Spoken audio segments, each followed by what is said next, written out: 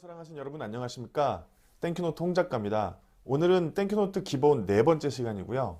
지난번 꿈과 사명에 이어서 오늘은 중장기 계획에 대해서 이제 한번 해보려고 합니다.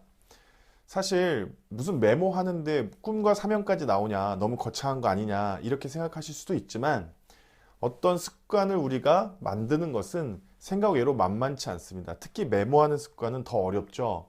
그러니까 메모가 정말 내게 좋고 내게 어떤 효과가 있다라는 것이 스스로 신뢰가 가지 않으면 메모해야지 해서는 메모의 습관을 들일 수가 없습니다. 그래서 메모를 제대로 습관을 만들기 위해서 지금 처음부터 차분차분 하고 있고요. 자, 오늘도 화면을 보시면서 같이 이야기하도록 하겠습니다. 자, 나 자신과 소통하기. 그래서 갖고 싶은 것과 뭐 가보고 싶은 곳, 나누고 싶은 것 이거는 그냥 가볍게 생각날 때마다 적어주시는 게 좋을 것 같습니다. 그러니까 꿈과 사명을 고민할 때는 내가 하고 싶은 거, 재미있는 거, 원하는 모습 이렇게 했지만 뭐 갖고 싶은 거, 뭐 저 같은 경우는 뭐 카라반도 있었고요, 뭐 서재 이거 갖고 있고요, 뭐 시간 관리 기록 당연히 갖고 있고, 뭐 건물도 갖고 싶고 여러 가지 있었거든요. 벤츠 ML350 이거는 뭐 지금은 단종됐죠. 그다음에 가보고 싶은 곳, 뭐 미국, 독일, 일본 뭐 쭉 있습니다. 그다음에 나누고 싶은 것, 노트법, 학습법 뭐 다 있죠. 자, 이렇게 그냥 가볍게 적어주시고 넘어가서 다음 페이지에 보면 이렇게 사명선언서, 나의 사명은 이렇게 쭉 적었는데 제가 지난번 말씀드렸듯이 나는 무엇을 하든 더 많은 사람들이 더 나은 삶을 사는데 기여할 수 있는 일을 하고 싶다.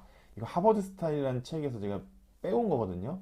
그러니까 내 꿈과 사명이 무엇일까 고민하다가 너무 모르겠으니까 여기서 이렇게 빼온 겁니다. 한동안 이걸 썼었어요. 좀 놀라웠었죠. 하버드 학생이 내가 앞으로 무엇을 하고 살지는 모른다라는 답변을 했다는 게 너무 웃겼고 너무 신선했고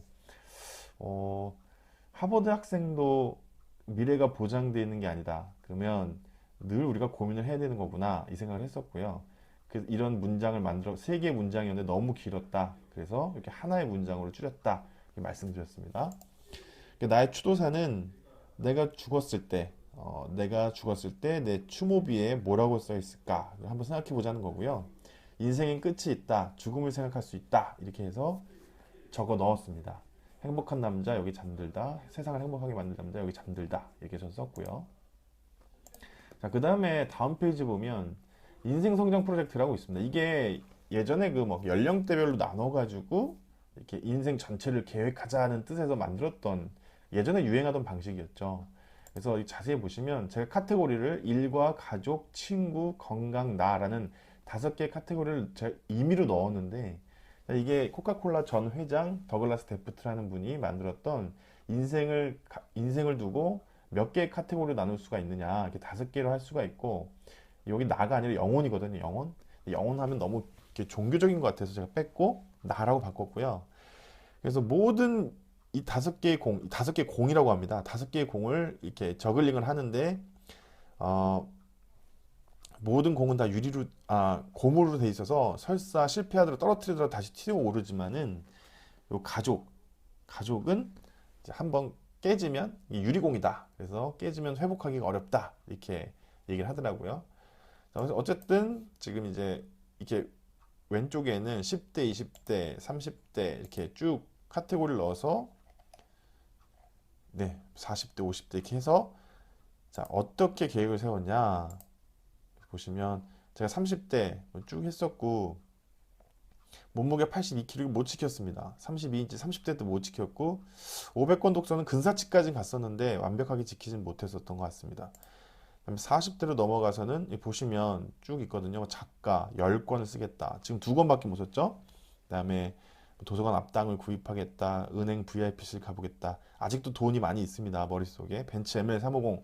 지금은 ML350이 안 나오죠. 그 다음에 뭐 패친 5,000명 만들었습니다. 유저 30억 명. 보시면 저는 이게 희망 고문이라고 봐요. 지금 전 세계 인구가 76억이라고 되더라고요. 그 다음에 우리나라 인구가 5천만 명 정도 된다 합니다. 2020년 통계에 보면. 근데 유저를 35명을 만들겠다. 이거는 전 세계 사람들의 반 정도를 제가 땡큐노트 유저로 만들겠다는 건데 이거 좀 희망 고문이죠. 그러니까 이게 만약에 30억 명이 안 되면 또 좌절할 거야. 그것도 좀 그렇고. 그 다음에 몸무게 82kg는 지금 거의 지켜가고 있고요. 32인치는 아직 안 됐습니다. 그 다음에 수영 잘하고 독서 청권 열심히 하고 있고요. 그 다음에 뭐 여기 보면 대통령 표창이 있습니다. 그러니까 제가 이걸 당시에 작성했을 때만 해도 대통령 표창이 굉장히 의미가 있을 것이다 생각을 했는데 지금은 좀 생각이 바뀌었어요. 뭐 없어도 되지 않겠느냐 뭐 이런 생각도 들더라고요. 이게 계속 변하더라. 근데 제가 이게 좀 이 방식은 추천드리지 않습니다. 왜냐하면 한 치 앞도 모르는 게 사람인데 어찌 그죠? 그래서 이건 좀 그냥 뭐라고 해야 될까요? 지금은 제가 뭐라고 말씀드리냐면 가볍게 작성을 해보시라. 그냥 러프하게. 자, 그다음에 연간 계획 넘어가면 마찬가지로 이것도 초창기에는 뭐 구체적 목표를 작성을 하고 실행 가능 시간과 측정 결과를 측정을 하라. 뭐 그래가지고 왼쪽 카테고리 보면 일, 가족, 친구, 건강, 나 그대로 있습니다. 그래서 보시면 여기 책 출판 2권 해가지고 가능 시간은 언제부터 언제까지였고 뭐 있고 이렇게 쭉 했었거든요. 그러니까 이거는 성과 기반의 어떤 생각을 할 때 성과주의에서는 이게 맞습니다. 최근만 해도 이게 맞았었죠. 근데 저는 이거를 1년 단위도 너무 기니까 바꾸자는 거였습니다. 그래서 자칫 잘못하면 연말에 갔을 때 달성을 못했을 때 좌절감도 느끼고요. 또 하나는 부작용이 더 많다. 그렇게 생각을 했었고 시대가 너무 빨라져서 그래서 어떻게 제가 권유를 드리냐면 자, 2020년 프로젝트입니다. 저는 2020년은 5개의 키워드만 정했어요. 첫 번째는 프로필 사진을 찍어 보겠다. 근육질에. 그다음에 쇼핑몰 매출을 올려보겠다. 구체적인 금액은 저만 알고 있고요. 그다음에 SNS 팔로워를 1만 명은 꼭 만들어 보자. 그다음에 올해 책 한 권을 집필하자. 그다음에 건강 지식에 좀 달인이 되자. 이렇게 생각을 했었고 그래서 카테고리를 업무, 관계, 학습 3개의 카테고리로 해서 1, 4분기만 일단 보고 있습니다. 그래서 제 업무적인 면에서는 쇼핑몰 리모델링 작업 지금 하고 있고요. 촬영 주 3회 이상 하고 있습니다. 매일 인바디 측정 당연히 하고 있고 초고 완성을 향해서 지금 달리고 있죠. 그 다음에 유튜브 구독자 1000명, 정말 1000명을 해보고 싶습니다. 그 다음에 블로그 이웃은 지금 현재 한 450명 정도 되는데 1000명까지 한번 늘려보자. 언제까지? 3월 말까지. 몸무게 78kg 가야 됩니다. 프로필 사진 가려면 최소한 78kg는 가야 될 것 같고 뭐 필요할 땐 72kg까지도 보고 있는데 현재 몸무게는 87kg. 그 다음에 가족에만 집중하는 날 일주일에 한 번은 꼭 만들어야겠다 이 생각을 했고요. 학습적인 면에서는 건강 독서 12권 제가 살을 빼면서 읽었던 책이 12권 있습니다. 그래서 그거를 재독을 해야겠다. 그 다음에 마케팅 독서 마케팅 전문가가 되고 싶거든요. 그래서 SNS 1만 명이 되겠다는 것이 일맥상통하니까 마케팅 독서도 12권 해야겠다. 그 다음에 영상 편집을 잘하기 위해서 제가 파워 디렉터 쓰고 있습니다. 그래서 파워 디렉터 공부를 좀 해야 되고 그다음에 이미지 메이킹 잉글리시라는 영어 책이 있습니다. 이걸 통해서 외국어 공부도 게을리하지 말아야겠다 해서 1, 4분기 이렇게 1, 4분기만 세웠거든요. 그러니까 주의할 점은 뭐냐면 이걸 작성할 때 2, 4분기, 3, 4분기, 4, 4분기를 다 넣으면 안 돼요. 그러면 그냥 일반적인 연간 계획하고 다를 게 없습니다. 그러니까 중요한 건 뭐냐면요.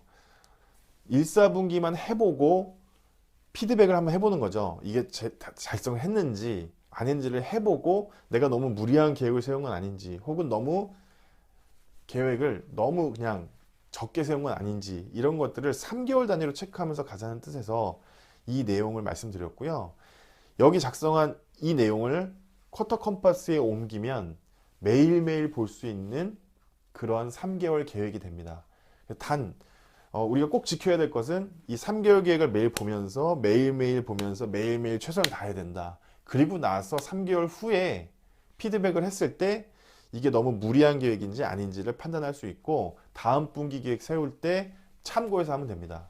그러니까 좀 더 피드백 구간이 짧아진 거죠. 자, 여기까지가 중장기 계획이었고요.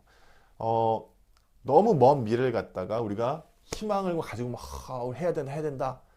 그렇게 하다 보면 지치고 나중에는 그렇게 했다는 것도 까먹게 됩니다. 그러니까 너무 미래 보지 마시고 짧게 가자. 이게 땡큐노트의 기본적인 사용 방법이 되겠습니다.